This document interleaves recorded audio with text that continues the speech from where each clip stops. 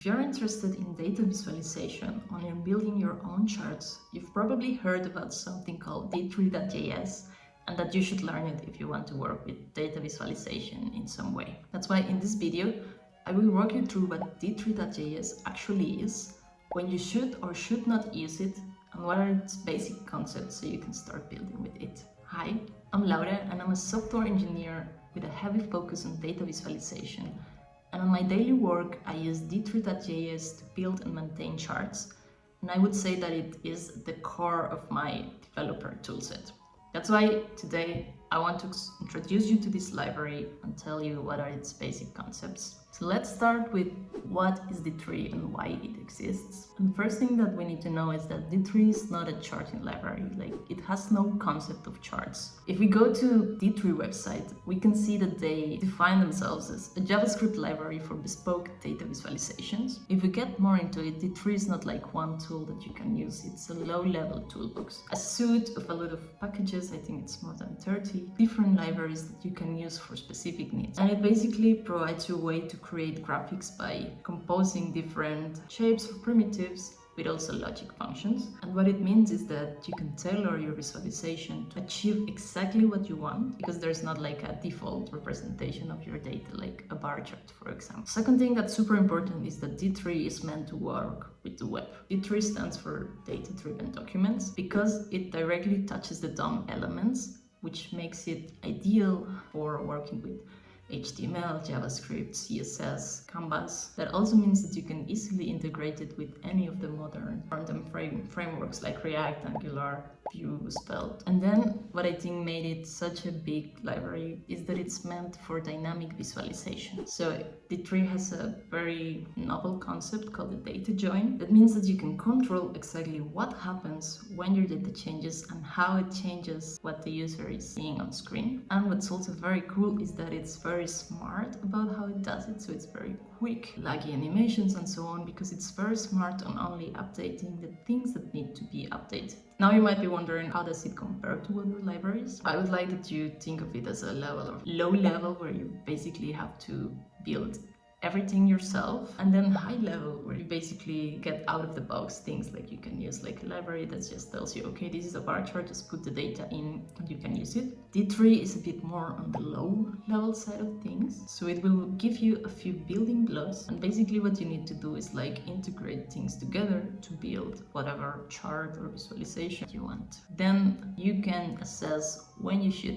use D3 and when you should use a different tool. I think there's a very basic rule of thumb. I think you should use D3, or D3 is a good tool for you if you need complete rendering control in your visualizations. Out-of-the-box tools don't suffice all your requirements, and maybe you have like a lot of time or a lot of developers who can spend time on really the details of how things are rendered. And you also understand that building maybe a simple bar chart might require a lot of code. On the other side, I think D3 is probably not the tool you should use if you're creating like a private dashboard or a quick analysis based on some data. In this case, maybe some business intelligence tool might be better, or using Excel or something like that. If you don't have a lot of time and you need to produce a visualization efficiently, or you don't want to use code, you just want something that works out of the box, or you need a tool that makes things easy and fast. D3 will not make things easy, D3 will make things possible. So basically, if there's any other tool, existing tool, that can already do what you want, you should probably not be using D3. Now, a couple of examples of where D3.js is actually used. You can see a lot nowadays in visual journalism. So websites like the New York Times, the Pudding, Financial Times, and so on will really build very custom, impressive data visualizations where they use D3, because what they need to do, there's not like a tool that offers them how to do that. So they really spend a lot of time building things up to the most minimal detail. And for example, if you use business intelligence tools, for example, Microsoft Power BI, underneath D3 is what they use to build these charts. You can see D3 in two ways. First, it would be like the fundamentals for any web-based tool that needs to be data visualization, or if you need to build something very custom. Now I would like to quickly go through some of the core concepts from D3. And the first one is that D3 lets you select and modify elements. So in D3 you have this thing called a selection, where you can have paragraphs and you can say, okay, give it an attribute of class and make it a color red. And this is super important because selections is how you access elements and how you can actually manipulate the document. Second thing that it's very important is binding of data to elements. So with D3 you can basically say, okay, I want this paragraph and I want it to be attached to this data point. Basically I want the paragraph to be a color or to show the text depending on what the data point is. So that means you will have like a connection always between your HTML and your data. And now you're wondering, okay, I can select data, I can add data to it, but what happens when my data changes? I also want to update the document.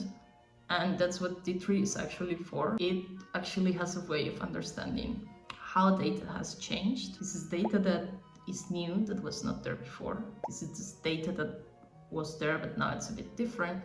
And this is data that is no longer there. And you can update the document based on that. So you can say new elements are red, updated elements are green, and I want to delete all the elements that are not connected to data anymore. And finally, a very important concept is how you can map data to visual values. So basically, for example, if you have a paper map, you will have this little scale, it's called, that tells you, okay, 1 centimeter of this map maps to actually, I don't know, 1 kilometer of actual space. And this is like one of the most fundamental concepts and abstractions of data visualization, how to map data to things that people can see. And for this, D3 introduces D3 scales, which basically can let you map anything that can be perceived. So you can show data in a lot of different visual ways. Position, size, color, shape. Basically, D3 gives you a tool that just lets you map any piece of data